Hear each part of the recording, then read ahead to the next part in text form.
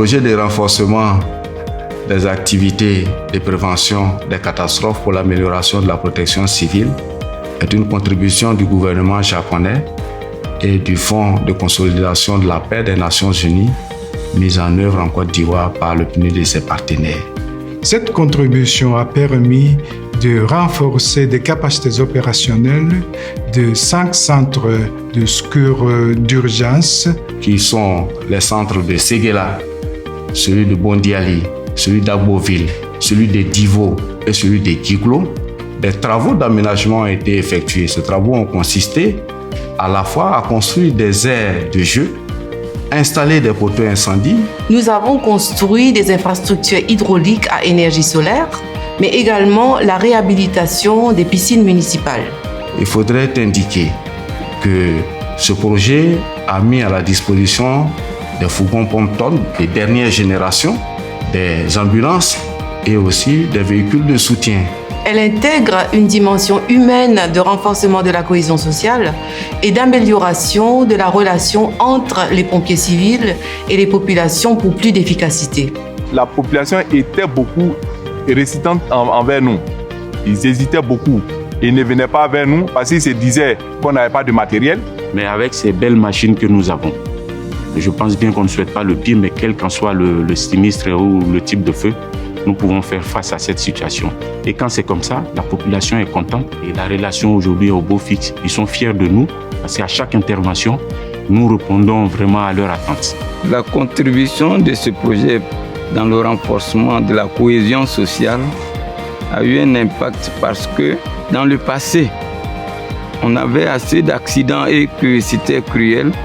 Mais au jour d'aujourd'hui, ce projet a fait qu'il y a des guérisons rapides parce que le secours est aussi rapide. Je viens d'assister à un accident grave tout à l'heure. J'étais paniqué et j'ai composé le numéro des sapeurs-pompiers. J'étais très surpris de leur intervention. En 3 minutes seulement, ils étaient déjà là. Vraiment, avant, c'était pas ça. Il n'y avait pas de sapeurs-pompiers, il y avait trop de morts. Et maintenant qu'ils sont arrivés, je crois bien que ça va. Il faut dire que la population a beaucoup apprécié ce projet et ça a permis de connaître les missions assignées aux sapeurs-pompiers. S'agissant à proprement parler du renforcement des capacités, il faudrait indiquer que 226 pompiers civils, dont 19 femmes, ont reçu des formations dans les techniques de lutte contre l'incendie, le secourisme et aussi la prévention des risques. C'est un programme qui a permis, entre autres aussi, de former les citoyens aux gestes de premier secours. Convenez avec moi que le premier témoin est le meilleur agent de sécurité en matière de secours à victimes. Dans ce même esprit, 322 citoyens sauveteurs, dont 40% de femmes, ont été formés sur les gestes de secours afin de constituer le premier maillon dans la prise en charge des victimes au sein de leur communauté. On était chargés d'aller relayer, sinon restituer ce qu'on a appris. Et nous sommes allés restituer ça sur le terrain. D'abord, nous avons commencé par les gares routières et après nous avions attaqué les établissements. Nous avons apporté la sensibilisation au lycée 1 et au lycée 2. Aujourd'hui, les sapeurs-pompiers sont venus nous donner certains enseignements. Et je pense que ce qu'ils nous ont montré, c'est très utile parce que jusqu'à ce que les sapeurs-pompiers arrivent, la plante peut mourir. Après, nous sommes venus terminer par nos mamans. Ils sont venus, ils nous ont montré comment est-ce qu'il faut éteindre un gaz qui a pris feu. Avant, nous, on jetait, chacun fuyait. Mais depuis, ils sont venus nous montrer. Personne ne fuit encore, on essaie de faire ce qu'ils nous ont montré. J'ai été victime une fois lors des inondations quand il pleut.